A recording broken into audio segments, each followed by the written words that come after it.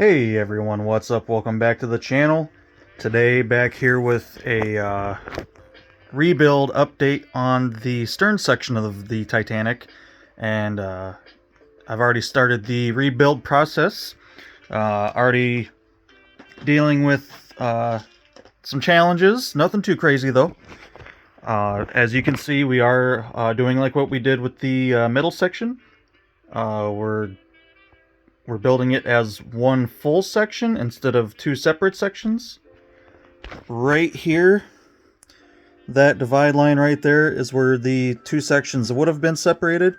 Now I have a lot of stuff tying all that together. I have right now a combination of lower string of plates that kind of tie that in, and then some brickwork that ties that in, and then another row of plates. Now, a little challenging because I do have my gearbox here, or my little gear tower, to make everything work. So I had to kind of work around that, make sure I was staying within the area that I needed to, and not get too crazy. And I actually had an issue when I went to test fit this. I had ran plates underneath here, and I'll try to show you guys just how tight my clearances are. So you guys can kind of see that red gear up in there, and it's not touching. You guys can kind of see, if I can hold still for 2 seconds, maybe get a little bit more light on it. Camera's not really wanting to focus in there, but you guys can see just how close that red gear is to those studs in there. You can just kind of faintly see how it drops down. Now there is plenty of room, but you guys can see if I had another set of plates on that, that would be making contact, and that was an issue that I was having. So I had to kind of go back and fix that.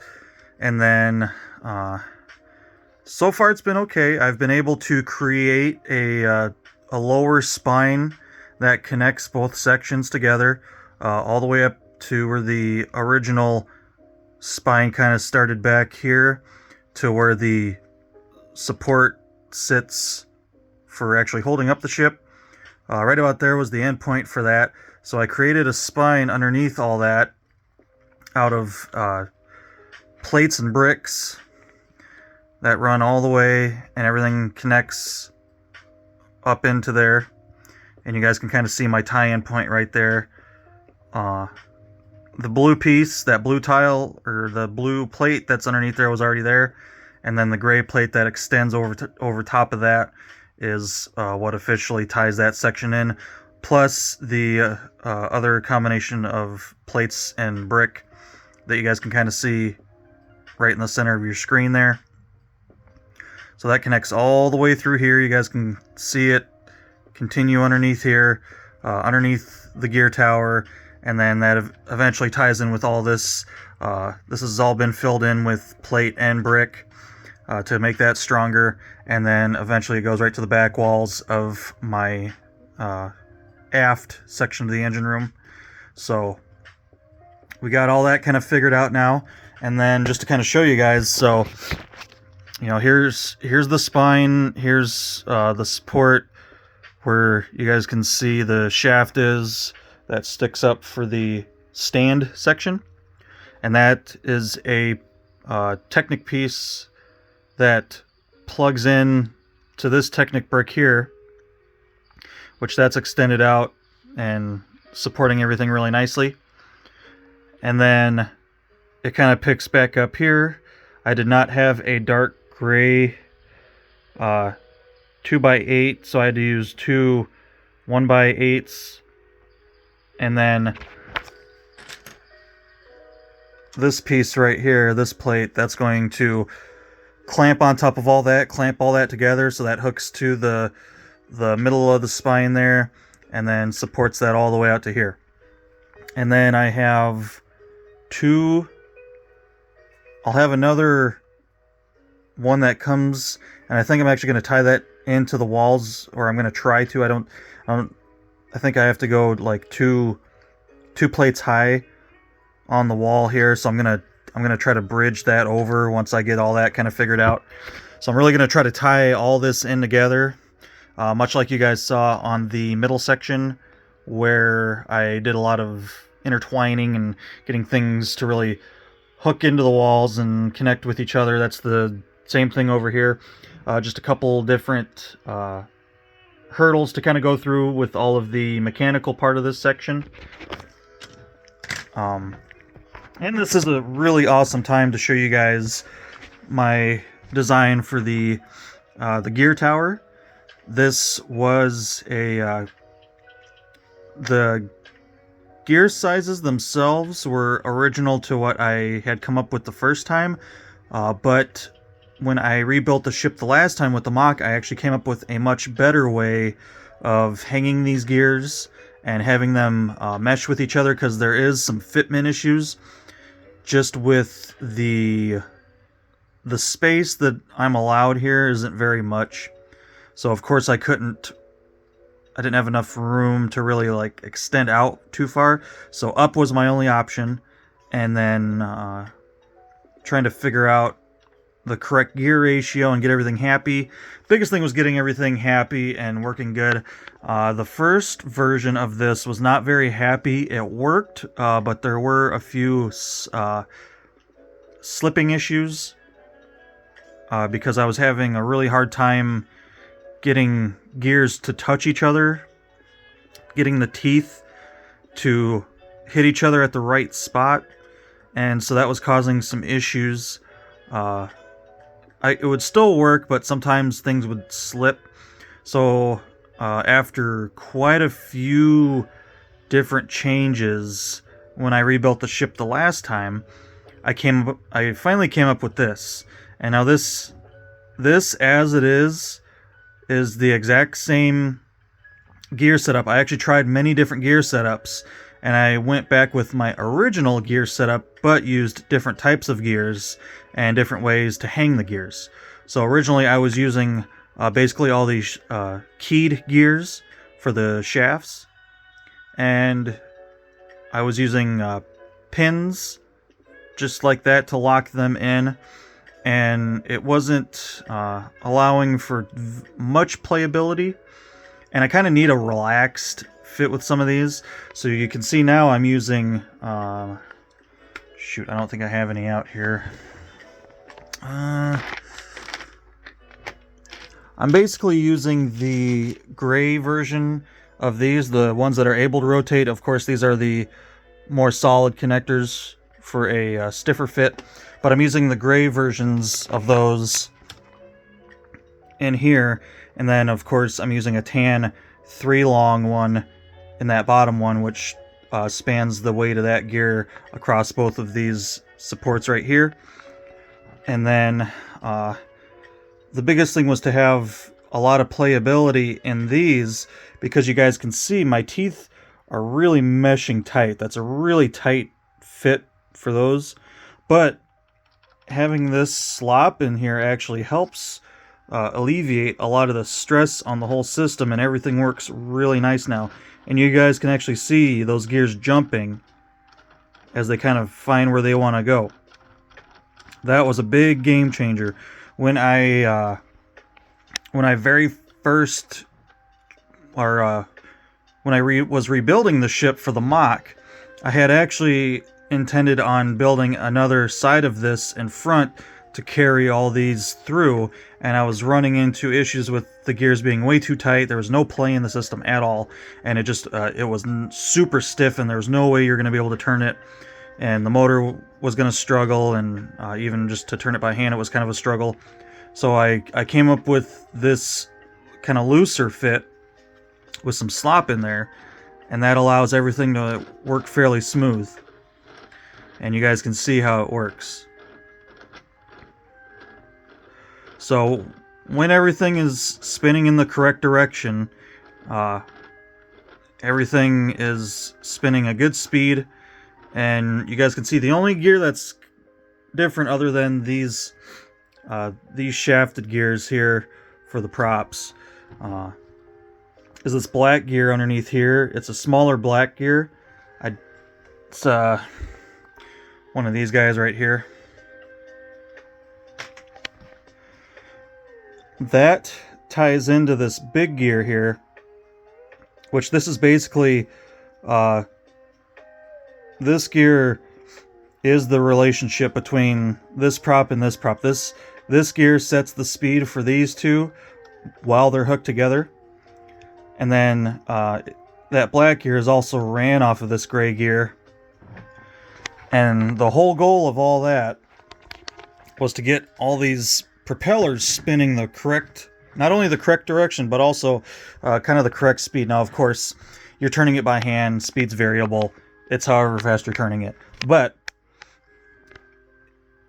if you guys, and you actually might be able to see a little bit better over here, if I spin this and try to stay consistent with my speed, you guys can see this center shaft is rotating faster than the shaft on the starboard side. And that was one of my big goals, was to be kind of get prototypical with how the propellers spin. So of course I have, the ship apart, the other propellers in this housing over here.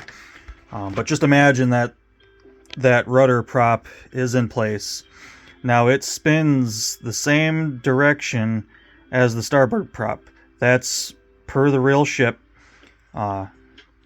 It's spun the same direction. I'm sure it could spin a different direction I'm just talking like a normal forward standpoint. And then the starboard prop and port prop spun opposite directions of each other, which you guys can see all that's happening there.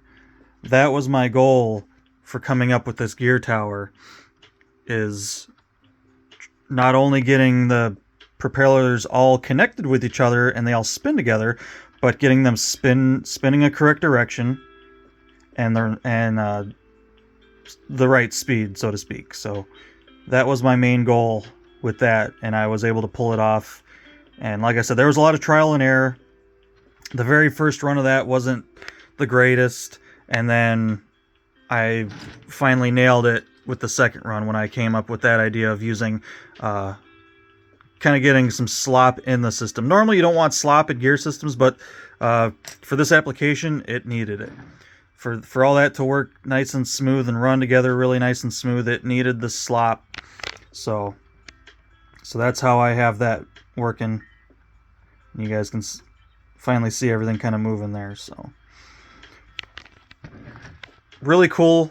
I was really happy with how that came out. A lot of work, a lot of figuring out. Also coming up with like a support design for the whole system. This will all eventually be built up, and everything will be built up and connected with all the upper inner workings of the support system and all that. Trying to span things out and make sure everything's really good and sturdy.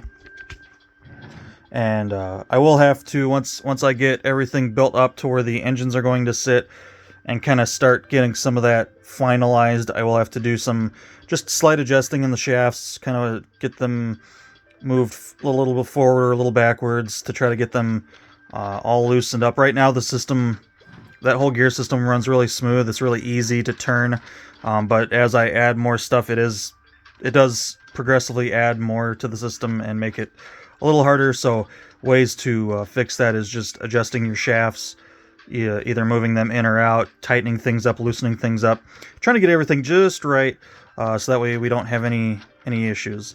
But as it stands right now, I don't have any binding in the gears anymore.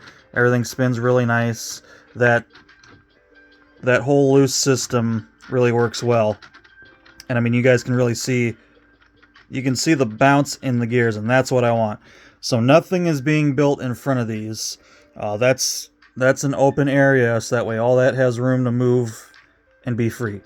So, but I wanted to show you guys that, so that way if you yourselves wanted to get a prototypical action on your propellers, this is the method to do it. And I also had this integrated with the mock, so you can do the mock and this if you want everything to turn with a motor on its own. Really great way to do that. So Hopefully this helps some of you guys if you want to add a little bit more realism to your Lego kit and make everything move. So, pretty simple system. Just took a while to kind of fine-tune things and get everything working nice. So, that's that. Going forward, I'm going to basically build up my engine room again. I'm not doing a further back room. I'm not doing the turbine in this area anymore. All that stuff was so hard to see.